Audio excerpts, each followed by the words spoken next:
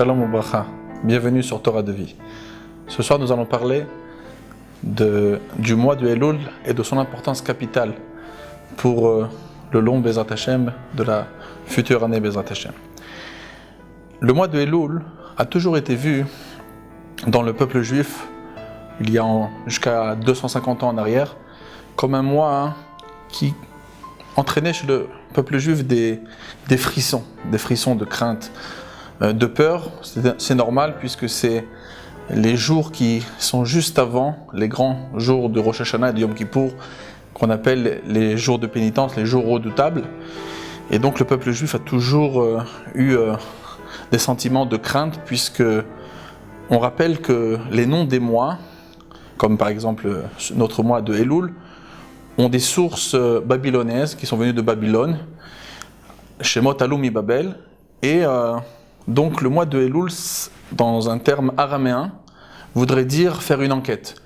Par exemple, lorsque le peuple juif a visité la terre d'Israël, les explorateurs, le Pasuk dit Vayaturu et Haaretz, et Ankelos traduit Vayalelun yat hara.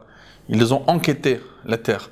Donc le mois d'Elul, c'est un mois d'enquête, de recherche, de bilan, pour justement essayer de réparer toute notre année en approche des jours redoutables. Et il y a environ 250 ans, un petit peu moins, l'Admor HaZaken, dans son ouvrage L'Écoute Torah, a un petit peu bouleversé et changé l'optique de ce mois. Il l'a rendu un petit peu plus rose. On sait très bien que le mois de Elul tombe très souvent dans le mois de septembre. Alors en plaisantant, on pouvait même l'appeler le septembre noir. Mais concrètement, il a mis beaucoup plus de couleurs, l'Admor HaZaken, mais ce n'était pas une nouveauté de l'Admor HaZaken, mais c'était plutôt quelqu'un qui a souligné, qui a diffusé les paroles des sages qui étaient bien sûr un petit peu cachées dans nos ouvrages, ou au contraire nous montre que le mois de Elul ce sont des mois bien sûr, comme le Talmud nous dit, de Ratzon, des mois où la volonté de Dieu est vers le peuple juif. Et comme les ouvrages de Kabbalah, comme le Mishnat Chassidim ou le Prietzraim du Rav Chaim Vital, disent clairement que ce sont les mois où il y a la révélation des 13 attributs de miséricorde. C'est un niveau sublime qui éclaire et qui illumine le mois de Elul. Et donc ce mois, au contraire, est un mois comme le fameux exemple, la parabole très connue de l'Admor HaZaken, Amelech Basadeh, le roi est dans les champs. C'est justement pour venir illustrer le fait qu'Akadosh Baruch Hu vient se révéler dans un niveau illimité, avec une compassion et un amour pour le peuple juif illimité. C'est justement ce que représentent ces 13 attributs de miséricorde. Le Rabbi David Aboudraham, également, qui était un auteur, un grand chacham du peuple juif en Espagne il y a plus de 650 ans, l'élève du Baal HaTurim, il écrit que le mois de Elul est le Rashi Tevot, le début des lettres Ani le Dodi Vedodili, un verset dit par le roi Salomon, Shlomo HaMelech, je suis pour mon aimé et mon aimé pour moi. On peut voir dans ce verset le mois de Elul, et on peut voir dans ce verset beaucoup d'affection. Je suis pour mon aimé et mon aimé pour moi. Donc, en vérité, ce mois, au contraire, à ce qu'on pouvait penser, est un mois très encourageant qui donne l'envie au peuple juif de s'améliorer, parce que le roi est là, Akadosh Baruch Hu nous attend avec un grand sourire, comme la fameuse parabole de Amelech Basadeh. Mais avec tout cet enthousiasme et toute cette beauté de la révélation, du niveau du mois de Elul et de ce que représente, pour nous, il y a quand même un message assez difficile, caché justement dans les Rashi Tevot qu'on vient de dire, Ani le Dodi Vedodili. C'est-à-dire que le mois de Elul voudrait dire je suis pour Dieu, c'est-à-dire que moi je dois faire le premier pas. Le même verset pratiquement a été dit autre part dans le Shir HaShirim de Shlomo HaMelech, où il est marqué le contraire, Dodili va anilo. C'est-à-dire que mon aimé est pour moi, c'est-à-dire Dieu est pour moi et moi je suis pour Dieu. Mais là, c'est moi qui est pour Dieu et ensuite Dieu est pour moi. C'est-à-dire c'est à moi de faire le premier pas.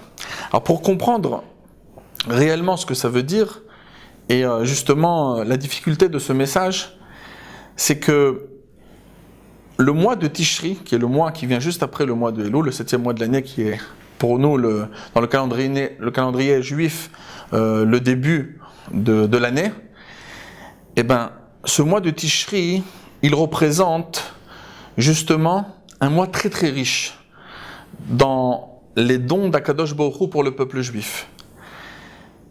Il est bien sûr connu, le verset de la Torah dans Parashat Nitzavim, Kikarov elecha davar meod beficha v'yovcha lasoto. C'est-à-dire que la Torah est très proche de nous, très accessible. C'est comme si que la Torah nous disait qu'il est facile d'accomplir la Torah et les mitzvot. Et pourtant, le sentiment de tout un chacun nous dit le contraire. On se bat tellement dur contre le mauvais penchant pour réussir à faire un judaïsme performant, avec toutes les tentations justement du monde moderne aujourd'hui. Et après, on a du mal à comprendre ce verset. Comment la Torah peut nous dire que c'est facile d'accomplir Torah et mitzvot? Il y a un ouvrage tout entier qui a été fondé pour justement répondre à cette grande question. Le Tanya.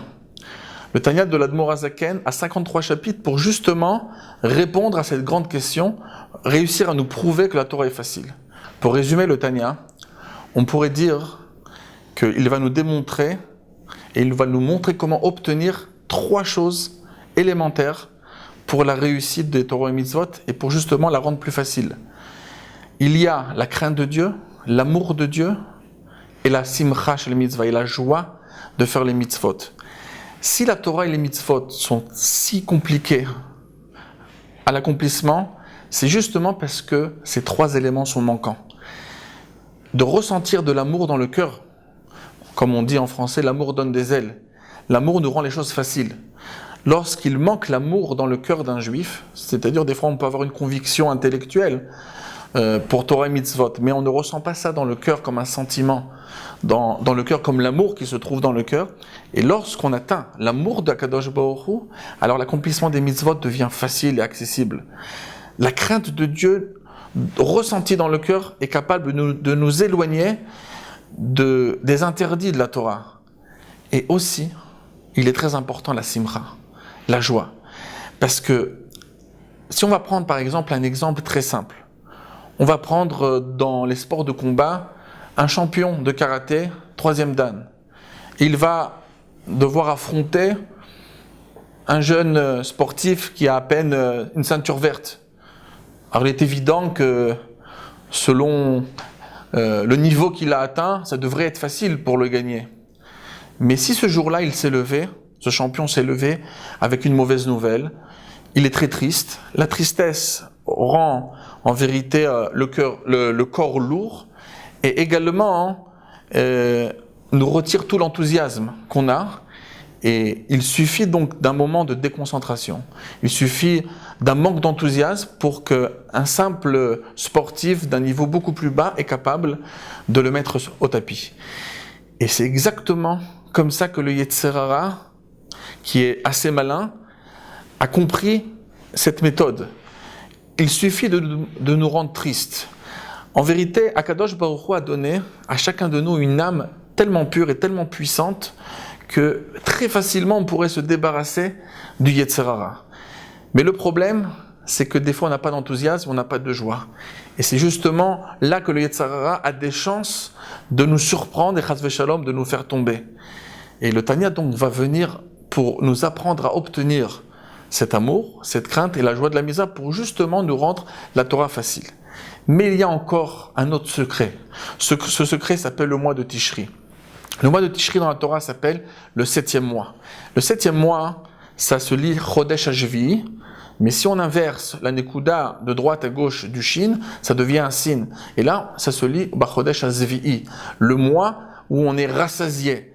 Rassasié de quoi? Akadosh Baruch Hu va nous donner une force d'amour, de crainte et de joie de mitzvah innée en nous pour justement, à travers le Tanya, à travers nos efforts, on va pouvoir les développer facilement.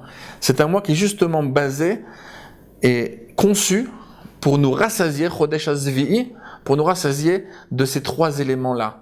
De Rosh Hashanah Yom Kippour, Dieu va nous injecter de la crainte du ciel, et chacun peut ressentir la crainte du ciel dans l'air pendant ces jours-là. Ensuite, pendant les jours de Sukkot, Akadosh Baruch Hu va nous injecter beaucoup d'amour. Et l'amour appelle l'amour, Kamaim apanim el apanim, comme Shlomo Melech le dit. Donc il y aura beaucoup d'affection, beaucoup d'amour pour Dieu, beaucoup d'enthousiasme. On a envie d'acheter les plus belles bominim, le plus beau loulav, la plus belle souka, etc. Il y a beaucoup de chayout, beaucoup de vitalité, beaucoup d'enthousiasme. Et c'est donné cadeau pendant les jours de Sukkot. Et ensuite, le jour de Simchat Torah, on va danser avec la Torah, on va ressentir une allégresse et une simcha, une joie d'un niveau extraordinaire. On est très souvent très triste de quitter ce jour-là, on voudrait que ce jour ne se termine pas, tellement qu'on est dans une ambiance de joie. Et ce mois de Tishrei est justement venu pour nous donner des forces, pour nous rassasier pendant toute l'année. Mais vient le mois de Elul, et le Rachet Tevot qu'on a mentionné avant nous dire que si on a envie d'obtenir ces cadeaux, il y a une condition. Ani le Dodi, je suis pour mon aimé et ensuite mon aimé sera pour moi. Mon aimé sera pour moi, c'est justement tous les cadeaux qu'on vient d'énumérer maintenant. De la crainte, de l'amour, de la joie, cadeau par le ciel, cadeau par Akadosh Baruch Hu. Mais cela dépend de notre travail pendant le mois de Elul. Donc c'est un message quand même assez difficile à entendre. Si quelqu'un ne va pas travailler pendant ce mois, on n'aura pas ces cadeaux. A priori, ce que je dis est ressenti différemment puisque on voit beaucoup de personnes qui ne se préparent pas spécialement pendant le mois de Elul, et pourtant, il y a toujours de la crainte du ciel dans l'air, on ressent des sentiments de crainte pendant les 10 jours de pénitence. On va ressentir de la joie d'une manière innée et spontanée dans Sukkot sans avoir fait de préparation particulière pendant le mois de Elul, et la simcha de la mitzvah, la joie de la mitzvah pendant Simchat Torah va nous prendre sans aucune préparation. Et pourtant, je viens de dire le contraire. La réalité est la suivante. On va donner un exemple, une parabole très très simple. Nous, les Français, on aime, beaucoup de gens aiment le football, et on s'imagine la Coupe du Monde qui se passerait au Parc des Princes, France-Brésil par exemple, et beaucoup de personnes vont acheter des tickets d'une valeur très coûteuse pour pouvoir assister au Parc des Princes. Et les personnes qui ont décidé d'acheter ces tickets, ils vont très souvent rencontrer des amis et leur raconter que j'ai acheté une bonne place pour le Parc des Princes. Et c'est possible qu'un ami va leur poser la question. Il va leur dire, mais pourquoi investir des milliers d'euros lorsque moi je peux rester dans ma maison, en face d'un plasma immense, avec l'air conditionné, un coca, des pop-corn, et sans besoin d'une dépensée, avec toute l'aise que mon appartement m'apporte. Alors pourquoi investir autant d'argent pour cela? Le connaisseur va en réalité lui répondre très facilement. Ce qu'on ressent à l'intérieur, lorsque la France va mettre un but, à ce moment-là, l'effervescence et les sentiments ressentis dans le Parc des Princes n'est quelque chose qui n'est inégalable ni à la maison, devant un plasma, et ni même en dehors du Parc des Princes. Des fois, on peut imaginer des grands écrans où des milliers de personnes pourraient se réunir pour regarder. C'est incomparable. L'effervescence ressentie dans le Parc des Princes est incomparable. Et en vérité, lorsque on ressent des choses pendant le mois de Tishri, c'est vrai qu'on ressent la crainte. Il y a des gens qui n'ont fait aucune préparation et ils ne savent pas d'où c'est venu. Le Rosh Hashanah ou le Yom Kippour vont venir les chercher, les sortir de la maison pour les propulser à la synagogue. Ils ne savent même pas ce qu'ils font là-bas, ils sont propulsés, ils ont besoin d'être présents. Alors, ces jours-là font de l'effet. Pourquoi? Parce que même si on n'est pas à l'intérieur du Parc des Princes, même si on n'est pas à l'intérieur, eh ben, on peut le suivre de l'extérieur, et même si quelqu'un n'a même pas de télévision, il se retrouve à 1h du matin dans son appartement au 5e étage d'une petite ville très calme, et ben lorsque la France va mettre un but, même s'il dormait, il va être au courant. On va entendre du bruit dehors, les voitures vont klaxonner, donc il y a tellement d'effervescence que ça atteint notre maison sans s'y préparer. La même chose, Rosh Hashanah, Yom Kippour, dans le palais du roi, chez Akadosh Baruch Hu, il y a tellement de puissance, tellement de force qui émane de ces jours-là, que même une personne en dehors du royaume est capable de ressentir le bruit de l'intérieur, ce bruit de Teshuvah, ce bruit de lumière qui appelle et qui réveille les Juifs, même en étant en dehors du stade, en dehors du palais du roi. mais c'est incomparable lorsqu'on est dehors ou lorsqu'on est dedans. Lorsque un juif dans le mois de Elul va faire son travail, alors faire son travail, c'est très simple. On a dit tout à l'heure que le roi est dans les champs, mais il faut aller le rejoindre. Alors quel autobus nous prend dans les champs? Alors c'est très simple. Il y a dans un mamar du rabbi précédent, des années 1940, le rabbi précédent nous dit, c'est Kabbalatol, recevoir le joug divin. D'une manière très simple, un juif doit faire un effort. On peut servir à Kadosh Baruch Hu de deux manières, im kebanim, im kavadim, comme un fils ou comme un serviteur. Akadosh Baruch Hu est Avinu Malkenu. Il est notre père en premier et il est notre roi. Donc le côté de notre père nous réveille des sentiments de fils, et lorsque Dieu est notre roi Malkenu, c'est des sentiments de serviteur. Pendant le mois de Elul, c'est le moment du serviteur. C'est le moment où un juif doit prendre le joug sur lui, et que ce soit dans l'étude de la Torah, un juif doit essayer de prendre sur lui un joug en plus, c'est-à-dire de faire quelque chose qui n'est pas facile pour lui. Si par exemple le maximum qu'il arrive à étudier, c'est une demi-heure d'affilée sans être dérangé, eh ben il va essayer de faire un effort d'étudier 1 heure. Si dans la prière, par exemple, il a du mal à faire le Birkat Hamazon le vendredi soir, où il est pratiquement assommé par la fatigue d'une longue journée, il va le faire en s'appliquant. Ça c'est dans la Tfila. Dans la Tzedaka, dans les décisionnaires, c'est marqué que dans le mois de Elul, on doit rajouter de la tzedaka, de faire un effort, de donner une tzedaka qui nous fait un petit peu mal, on va essayer de se dépasser dans ces 3 voies qu'Akadosh Baruch Hu, que la Mishnah nous dit, alors Olam Omed, la Torah, le monde tient sur la Torah Vodag Gemut Chasadim. Donc si on rajoute un joug supplémentaire en Torah, en prière et en tzedaka et dans la charité, c'est évident que ça nous donne la possibilité de rencontrer le roi dans les champs.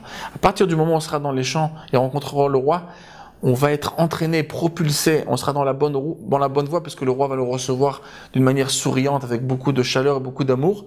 Et c'est ça qui va nous permettre d'avoir notre ticket pour être à l'intérieur du palais du roi pendant les fêtes de Rosh Hashanah et Yom Kippour, pendant Sukkot et pendant Simchat Torah. Et cette fois-ci, la crainte de Dieu ressentie, l'amour de Dieu ressenti et la joie de la misère ressentie ne seront pas des joies qui viendront nous faire du bruit de loin du palais du roi.